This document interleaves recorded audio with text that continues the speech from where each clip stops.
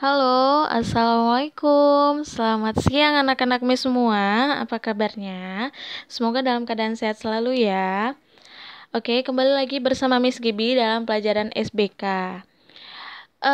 Nah, walaupun pembelajaran hari ini kita berlangsung di siang hari, Miss harap anak-anak Miss tetap semangat belajar daring dari rumah ya.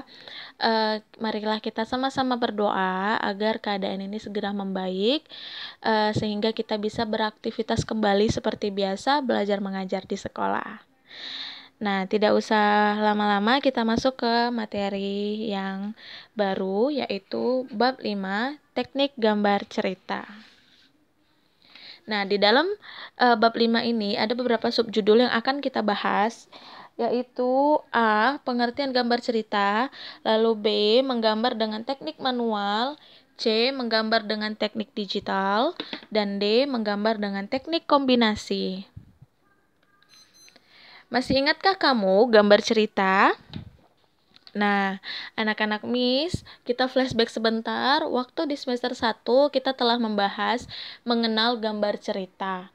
Ya, jadi di bab 5 ini adalah lanjutan dari materi tersebut. Kalau kemarin kamu mengenal gambar cerita, kalau ini lebih dalam lagi karena di sini di dalam bab 5 ini kamu lebih fokus bagaimana cara menggambar cerita begitu. Lalu, apa perbedaan gambar cerita dengan gambar bercerita? Ayo, anak-anak Miss bisa membedakan tidak? Nah, gambar cerita adalah gambar yang memiliki bahasa rupa. Maksudnya bagaimana, Miss? Bahwa dengan melihat gambar cerita, kita harus menjelaskan makna yang terkandung dalam isi gambar secara keseluruhan. Jadi anak-anak Miss, misal nih melihat suatu gambar yang saling berkaitan, gambar 1, 2, dan seterusnya.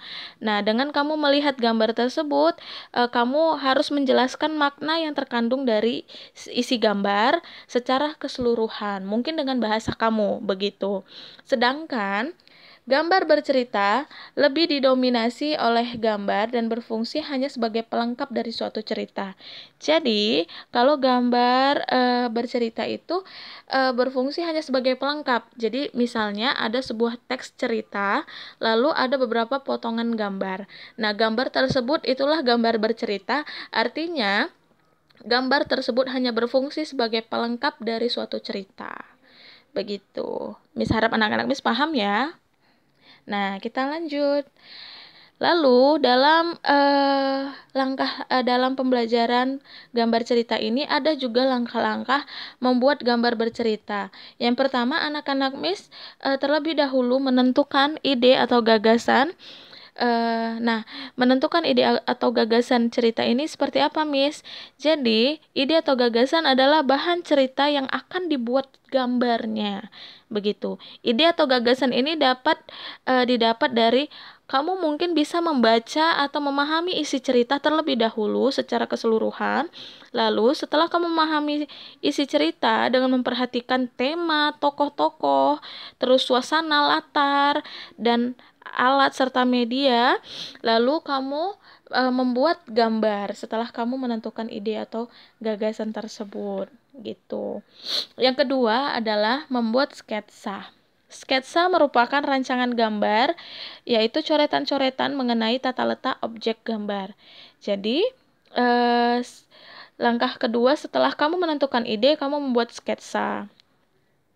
Lalu yang ketiga adalah pewarnaan. Pewarnaan adalah langkah selanjutnya. Dengan perwarnaan yang tepat, hasil gambar akan lebih indah dan menarik. Setelah kamu menentukan ide, dengan kamu mungkin membaca terlebih dahulu, memahami isi cerita, lalu dilanjut kamu menggambarnya dengan membuat sketsa atau gambaran-gambaran coretan-coretan mengenai tata letak objek gambar. Nah, setelah kamu membuat gambarnya, lalu masuk ke proses pewarnaan. Nah, pewarnaan di sini yang dapat digunakan, misalnya kamu bisa menggunakan pensil warna, spidol, krayon, cat air, cat poster, cat minyak, dan lain-lain. Begitu. Nah, kita lanjut. di subjudul yang B, yaitu menggambar dengan teknik manual. Nah, menggambar teknik secara manual adalah teknik menggambar dengan menggunakan tangan, ya. Jadi ada beberapa teknik menggambar cerita dengan manual. Contohnya, satu, teknik outline. Teknik outline adalah cara menggambar secara global, tidak detail, dan hanya membuat garis luarnya saja. Nah, gambar yang dihasilkan terkesan datar karena tidak ada pengaturan gelap maupun terang. Contohnya seperti ini, ya. Jadi hanya menggambar secara globalnya saja, tidak detail, tidak ada tidak ada pengaturan gelap maupun terang dan lain-lain. Itu teknik outline, maaf. Lalu yang kedua adalah teknik arsir. Teknik arsir adalah cara menggambar dengan menggunakan arsir atau unsur garis yang terputus-putus. Nah, lalu digoreskan secara teratur, berulang-ulang, dan garis saling menumpuk sehingga menjadi suatu objek.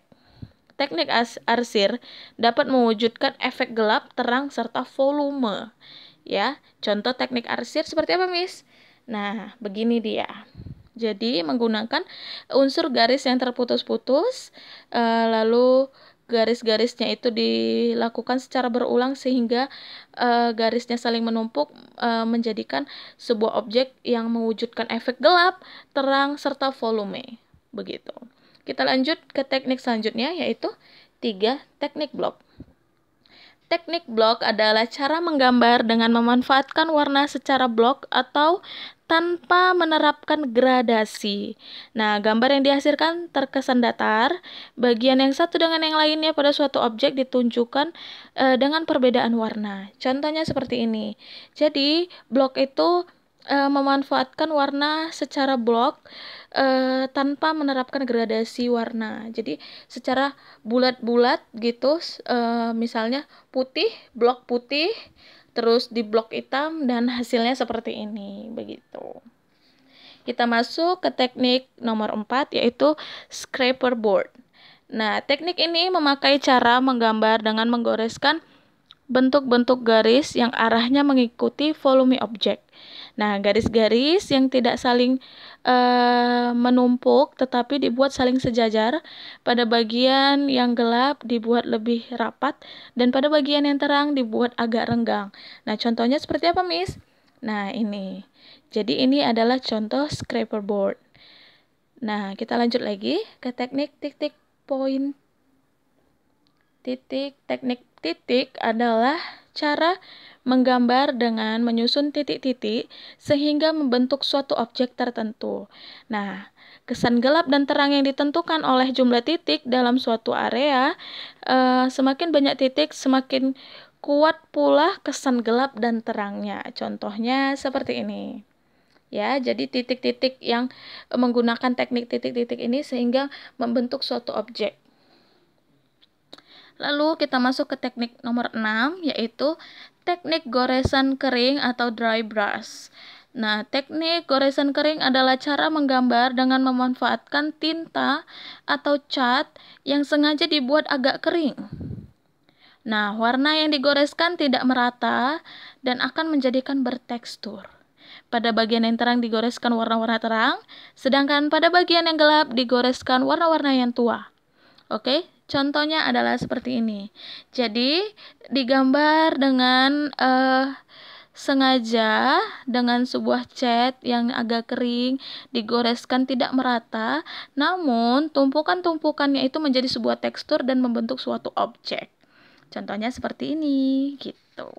Kita lanjut ke teknik terakhir. Untuk teknik manual adalah teknik siluet.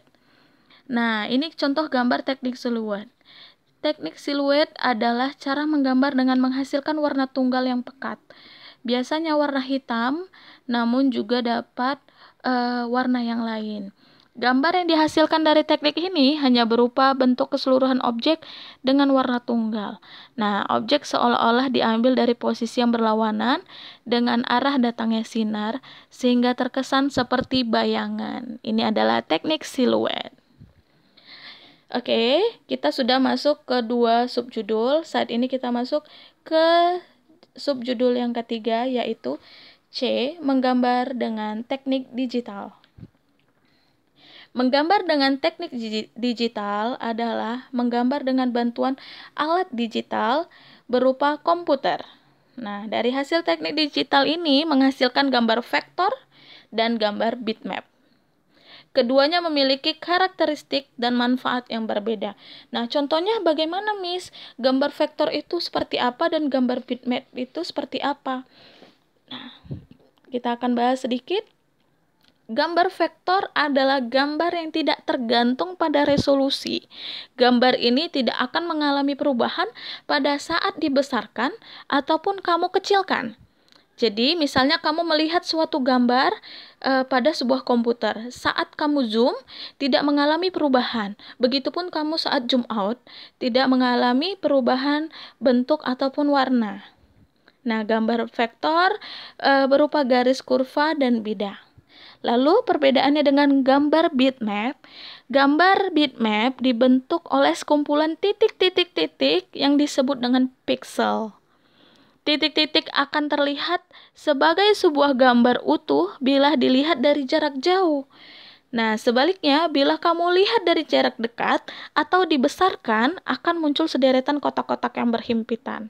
Contohnya seperti ini. Nah, sebelah kanan adalah gambar vektor dan sebelah kiri ini adalah gambar bitmap.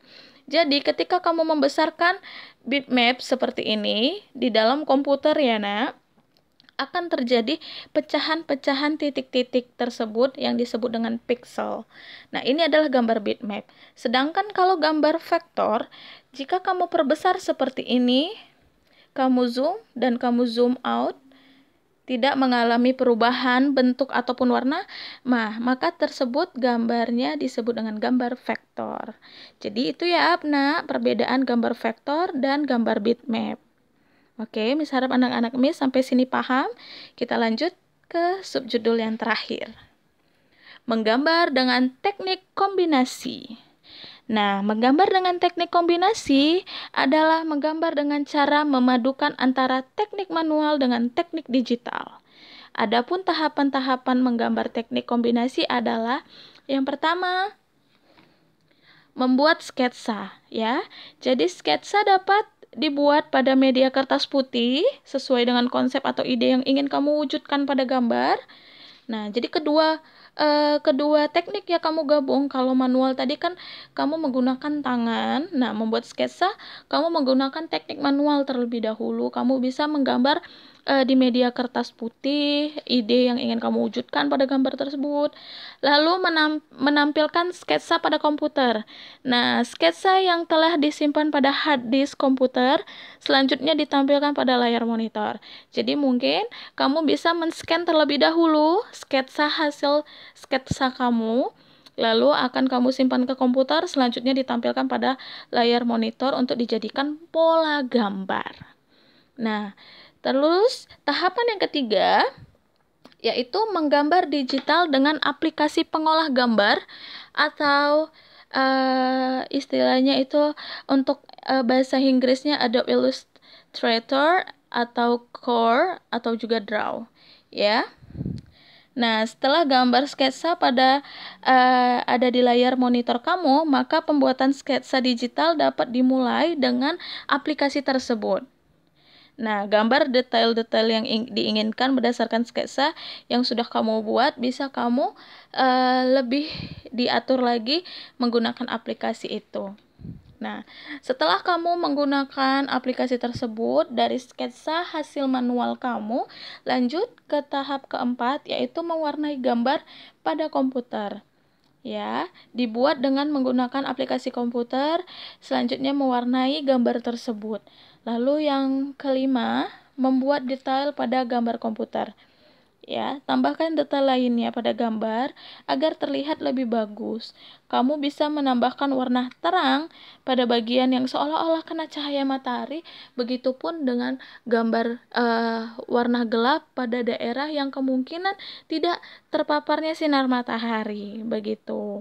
Lalu hasil gambar hasil teknik kombinasi pun jadi jika kamu mengikuti tahapan ini.